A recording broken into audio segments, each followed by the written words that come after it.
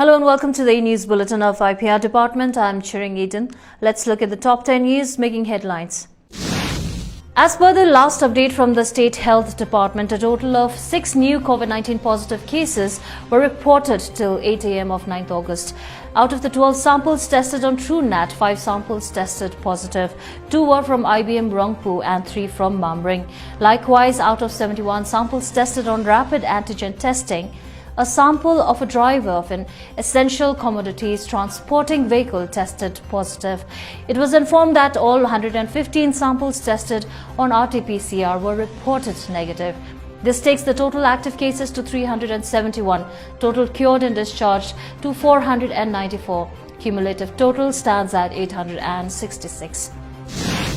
A press release from Rural Development Department informs that national-level Gandagi Mukt Bharat campaign that aims to provide access to safe sanitation, sustenance of open defecation-free status and promotion of ODF plus activities was launched on 8th August during the inauguration of Rashtriya Swachhata Kendra in New Delhi by Prime Minister Narendra Modi.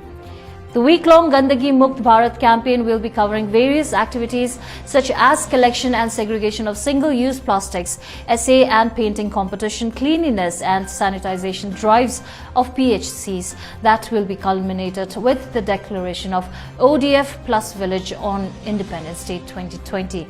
After the online inaugural program, Honorable Chief Minister Shri Prem Singh Thamang appealed all citizens to participate in the Gandagi Mukt Bharat campaign. He has requested the panchayats and public to participate in the week-long initiatives as proposed by the Department of Drinking Water and Sanitation, Ministry of Jal Shakti, Government of India, and to promote positive behavioral changes on sanitation and hygiene.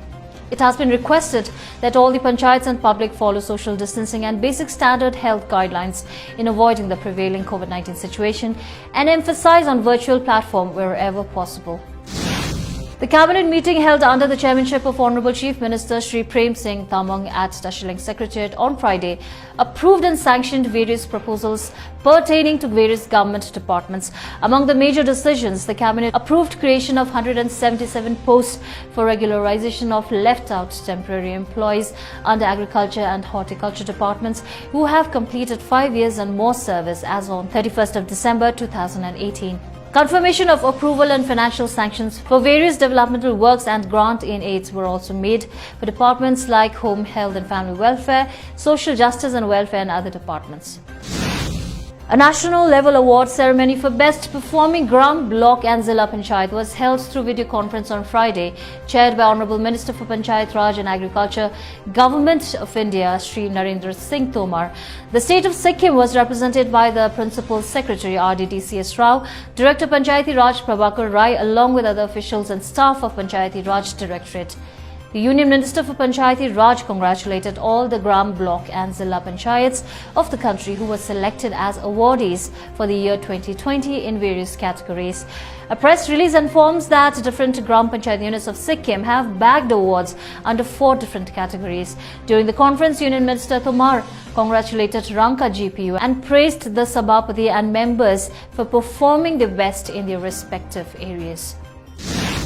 Honorable Chief Minister Shri Prem Singh Thamang mourns the passing away of Shri Chandra Das Rai, popularly known as C.D. Rai, former Secretary to the Government of Sikkim and also a journalist and former editor of the first Sikkim Herald. He was a politician, administrator, social worker and journalist. He was also the founding president of Press Club of Sikkim, also an editor for Himali Bela and the chairman of Ram Patro Memorial Award Committee. Late C.D. Rai passed away on Saturday evening at the age of 95 at his residence in Daragaon, Tadong in Gangtok. He served full tenure as a bureaucrat and a politician and was also instrumental in the establishment of Apatan Sahitya, a pioneering literary institution of Sikkim during the 60s. In his condolence message, the Honorable Chief Minister has said that the contribution made by late Shri C.D. Rai for Sikkim and the people is unparalleled and his demise has created a dent in the intellectual society of Sikkim. Investigation in the KOZHIKODE plane crash has revealed that politics between the centre and the state could have caused a delay in the extension of the Calicut airport runway. Former Palikal Panchayat president has claimed that 40 acres of land was available, and if the Airport Authority of India and the Kerala government wanted, they could have extended the runway. However, land acquisition was stalled, he said. Preliminary probe into the Air India Express plane crash in KOZHIKODE indicate poor weather conditions and a possible late touchdown as possible factors that led to the mishap. 18 people, including the pilot and co-pilot of the AI flight from Dubai, lost their lives when it overshot the tabletop runway at the airport while landing in heavy rains and fell into a valley 35 feet below and broke into two portions on Friday night.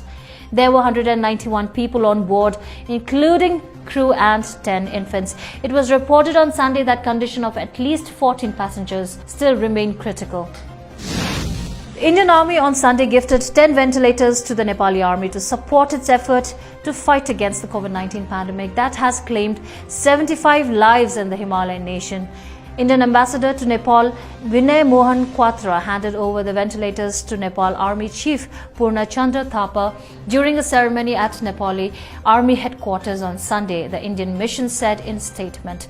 The Indian Army has a long record of extending support to the Nepali Army as a first responder for humanitarian assistance and relief. The gifting of ventilators is part of this continued humanitarian cooperation between the two armies.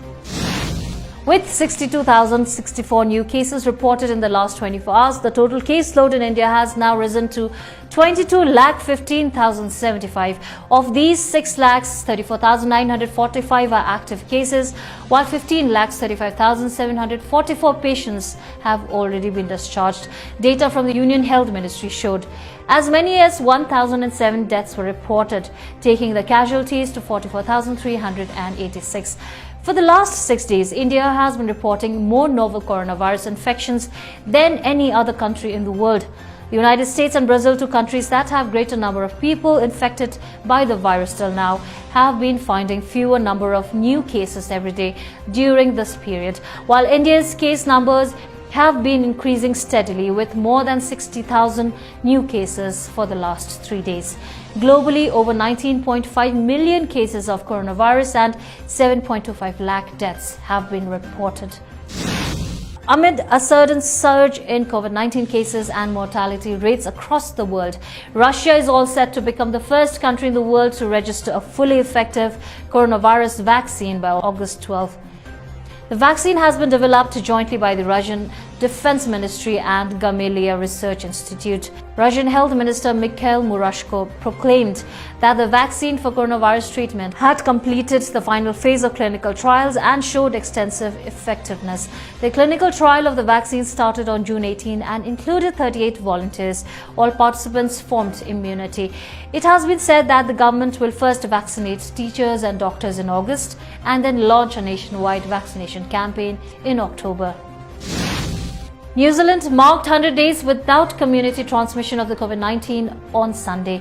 Although the latest milestone is something to celebrate, the nation can't afford to let its guard down as countries like Vietnam and Australia, which once had the virus under control, are now battling a resurgence in infections. New Zealand, a nation of 5 million people, has become one of the safest places in the world due to its successful fight against coronavirus. From the first case into New Zealand on February 26 to the last one detected on May 1st, elimination of the virus took 65 days. Praised internationally for its handling of the pandemic, the country's government has lifted almost all of its lockdown restrictions first imposed in March. An early lockdown, tough border restrictions, effective health management, and an aggressive test and trace program have all been credited with virtually eliminating the virus in the country. That is all we have for today. Please like and follow our Facebook page, that is Government of Sikkim, official page for the most authentic news and information on recent developments in the government and the state. Thank you for tuning in.